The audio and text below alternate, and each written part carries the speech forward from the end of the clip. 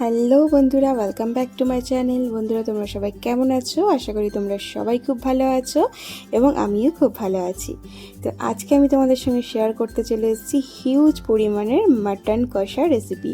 তো একদম ঘরোয়া পদ্ধতিতে এটাকে রান্না করা হয়েছে।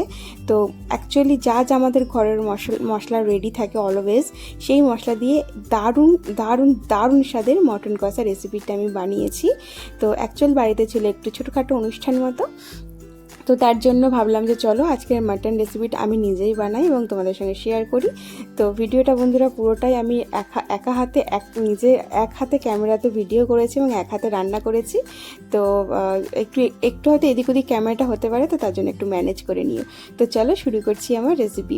তো এখানে দেখো বন্ধুরা, আমি 4 কেজি মাটন নিয়েছি। একদম রেওয়াজি মাটন, দেখতেই পাচ্ছ খুবই চর্বি। তো একদম ফ্রেশ করে ধুয়ে নিয়েছি।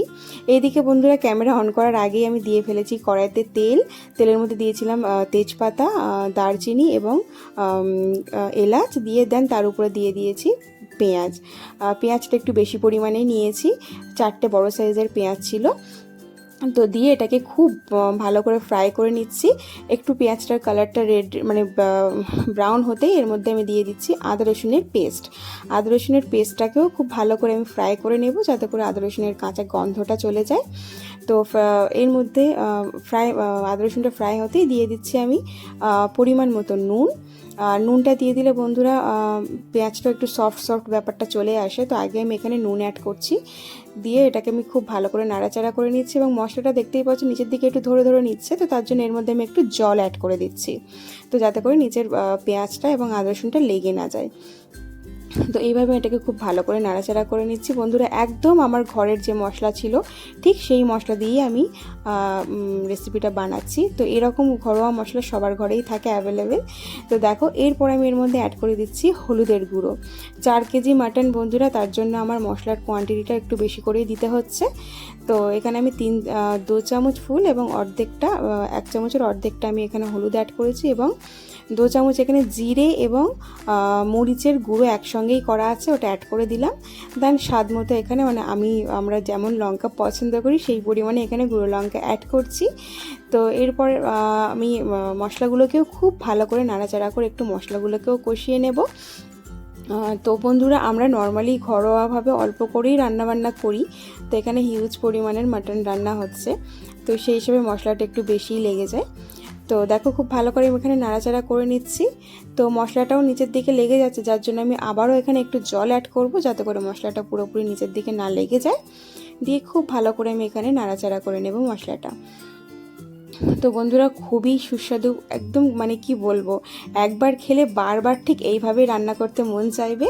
তো অবশ্যই এরকমভাবে একবার তোমরা ট্রাই করো, আশা করছি খুবই ভালো লাগবে এবং খুবই সিম্পল কিছুই লাগে না, খুবই তাড়াতাড়ি রান্নাটা কমপ্লিট হয়ে যায়। আর বন্ধুরা, তোমরা ভাবলে এটা প্রেশার কুকারেও রান্না করতে পারো, তো আমি এখানে পুরোপুরি কড়াইতেই রান্নাটা কমপ্লিট করব, আমি প্রেশার কুকার এখানে ইউজ করব না। তো দেখো, মশলাটা বেশ কষা হয়ে এসে এরপর আমি মাটনগুলো মশলার মধ্যে দিয়ে দেব। মাটনগুলো দেখতেই পাচ্ছ বন্ধুরা, একদম রেওয়াজি, খুবই সুন্দর বন্ধুরা। যখনই মাংস একটু রেওয়াজি ব্যাপারটা থাকে না, সেই মাংসের স্বাদটা একটু বেশি সুন্দর হয়। তো এরকম রেওয়াজি মাংসর কার কার পছন্দ অবশ্যই আমাকে একবার জানিও। আমার তো মাংস মানেই একটু রেওয়াজি মাংসই পছন্দ। তো চলো, খুব ভালো করে আমি এখানে নাড়াচাড়া করে নেব। সব মাংসটা এখানে অ্যাড করে দিচ্ছি, দিয়ে খুব ভালো করে আমি নাড়াচাড়া করে নেব, যাতে করে মশলাগুলো পুরোপুরি মাংসের গায়ে লেগে যায়। এখানে আমি মিডিয়াম টু হাই ফ্লেমেই রান্নাটা করছি।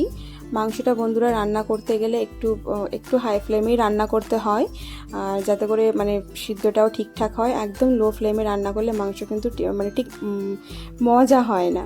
সো এখানে মিডিয়াম টু হাই ফ্লেমে আমি এটাকে রান্না করছি। তো খুব ভালো করে নাড়াচাড়া করতে হবে বন্ধুরা। মাংস যত আমরা যেটাই রান্না করি ঠিকঠাক করে যদি আমরা কষিয়ে রান্না করতে পারি বন্ধুরা, আশা করছি খুবই টেস্টি হয়ে থাকে সবারই রান্না। সো কষানোর উপরেই রান্না বেস করে। সো খুব ভালো করে এখানে কষিয়ে নিতে হবে। খুব ভালো করে নাড়িয়ে চাড়িয়ে নিয়েছি, দেখতেই পাচ্ছ। এরপরে আমি এটাকে চাপা দিয়ে দেব বন্ধুরা। অটোমেটিক্যালি এর মধ্যে দিয়ে অনেকটাই জল ছাড়বে, তো আমি এটাকে চাপা দিয়ে রাখছি। তো এদিকে দেখো ডিম ছাড়ানো হচ্ছে। অ্যাকচুয়ালি ছোটোখাটো একটু বাড়িতে রান্না বান্না হচ্ছে, তো যার জন্য। তো এখানে হচ্ছে মাছ ভাজা, আলু ভাজা, মানে এই সাইডে রান্নাগুলো হচ্ছে, ওই সাইডে আমি মাংসটা করছি।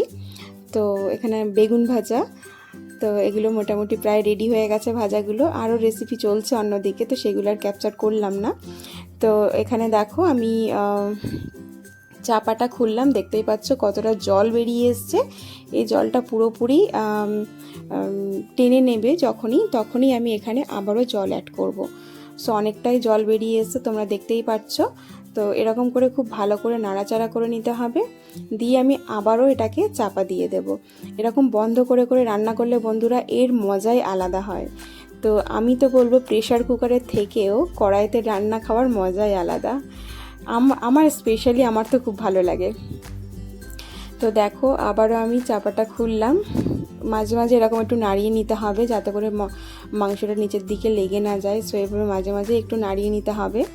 তো এখনো পর্যন্ত জলটা আছে অনেকটাই। মাংসের পিসটাও একটু বড় বড় রাখা হয়েছে বন্ধুরা।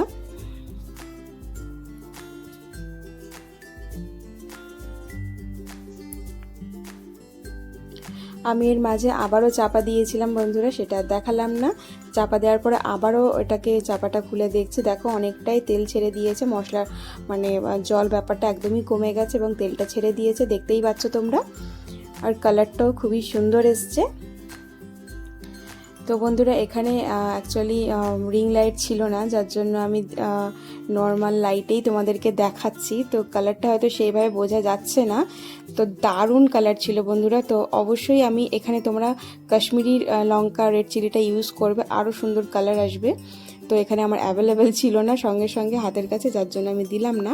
তো দেখো তেলটা ছেড়ে দেওয়ার পরেই আমি এর মধ্যে জল অ্যাড করে দিচ্ছি, একটু বেশি করেই, যাতে করে মাংসটা খুব ভালো সিদ্ধ হয়ে যায়। তো জল দিয়ে খুব ভালো করে আমি নাড়াচাড়া করে নিয়ে আমি আবারও চাপা দিয়ে দেব এবং এটাকে মিডিয়াম ফ্লেমেই আমি রান্না করব।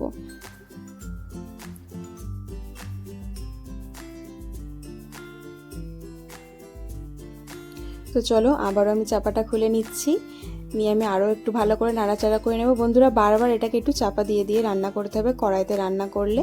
আর তোমরা মনে করলে প্রেশার কুকারে সিটি দিয়ে নিতে পারো। তো প্রেশার কুকারে দিলে বেশি টাইম লাগে না, এটাই টাইমটা অনেকটা কমের মধ্যে কমপ্লিট হয়ে যায়, কিন্তু কড়াইয়ের রান্না খাওয়ার মজাই আলাদা। তো চলো খুব ভালো করে আমি এটাকে নাড়াচাড়া করে নিচ্ছি। আর এখানে বন্ধুরা আমি তেলটা কিন্তু খুব কম ইউজ করেছি, তোমরা দেখেছো নিশ্চয়ই। তেলটা খুব কম ইউজ করেছি এই কারণে মাংসটার মধ্যে অনেকটাই রেওয়াজি আছে, চর্বি ব্যাপারটা আছে, যার জন্য আমি খুব কম তেলে রান্নাটা কমপ্লিট করছি। তো দেখো এখানে খুব ভালো করে তেলটা ছেড়ে দিয়েছে এবং কালারটা দেখতে পাচ্ছ খুবই সুন্দর হয়েছে কালারটা। তো খেতেও বন্ধুরা খুবই সুস্বাদু ছিল, কালারটা খুব ভালো এসছে। এবং বন্ধুরা আমি যেহেতু কড়াইতে রান্না করছি, তো মাংসটা আমার আরও একটু সিদ্ধ হওয়ার প্রয়োজন মনে হয়েছিল, যার জন্য আমি কিন্তু আবারও এখানে জল অ্যাড করছি। এটা যদি আমি প্রেশার কুকারে রান্না করতাম তাহলে আমার অনেকটাই তাড়াতাড়ি কমপ্লিট হয়ে যেত। সো আমার আবারও একটু জল দেওয়ার মনে হয়েছে, যার জন্য আমি আরও একটু জল অ্যাড করে আমি আবারও এটাকে কষিয়ে নেব।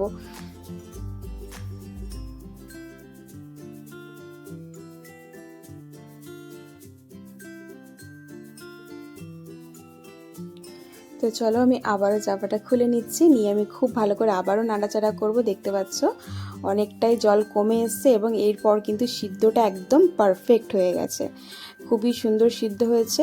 এবং এখানে আমি গ্রেভিটা খুব কম রাখবো না এবং খুব বেশিও রাখবো না, একটু অল্প করেই গ্রেভিটা রাখবো। মানে দেখতেই পাচ্ছ খুব বেশি গ্রেভিটা নেইও, অনেকটাই কমে এসছে। সো একদম সুন্দরভাবে আমি এটাকে ডান করে ফেলেছি বন্ধুরা। এরপর আমি কিন্তু এটার একটু নুনটা চেক করব যে ঠিকঠাক আছে কিনা। তো নুনটা একদম পারফেক্ট ছিল, আমার নুনটা চেক করার পর দেখলাম একদম পারফেক্ট নুন ছিল। সো একদম রেডি হয়ে গেছে আমার মাটন কষা রেসিপি। আর বন্ধুরা এখানে কিন্তু আমি শেষে অ্যাড করেছিলাম গরম মশলার পেস্ট, তো সেটা আমি তোমাদেরকে শো করতে পারলাম না। দেখতে তোমরা বুঝতেই পারছো একদম খুব সুন্দর সিদ্ধ হয়ে এসছে মাংসটা, তোমরা লুক দেখে আশা করছি বুঝতে পেরেছো। তো অবশ্যই বন্ধুরা এরকম একদম সিম্পলভাবে তোমরা একবার ট্রাই করো রেসিপিটা, আশা করছি তোমাদের খুবই ভালো লাগবে। একদম ঘরোয়া মশলার মধ্যে, স্পেশালি অন্য কোনো মশলা এখানে অ্যাড করিনি। তো চলো, খুবই সুন্দর ছিল রেসিপিটা। খাওয়ার পর তোমাদেরকে যেহেতু ভিডিওটা দিচ্ছি, যার জন্য আমি আরও ভালোভাবে বলতে পারছি ব্যাপারটা। তো তোমরা অবশ্যই একবার ট্রাই করে আমাকে কমেন্টে জানিও তোমাদের কেমন লেগেছে রেসিপিটা। আর আমার এই ভিডিওটা ভালো লাগলে অবশ্যই একটা লাইক, কমেন্ট এবং শেয়ার করে দিও। এবং যারা যারা এখনও পর্যন্ত আমার চ্যানেলটিকে সাবস্ক্রাইব করোনি, চ্যানেলটিকে সাবস্ক্রাইব করে পাশে থাকা বেল আইকনটি প্রেস করে দিও। এবং যারা যারা আমার এই ভিডিওটা ফেসবুক পেজ থেকে দেখছো, অবশ্যই আমার পেজটিকে ফলো করে নিও। তো চলো, সবাই খুব ভালো থেকো, সুস্থ থেকো। দেখা হচ্ছে আবার নেক্সট অন্য কোনো রেসিপির সঙ্গে। চলো, টাটা।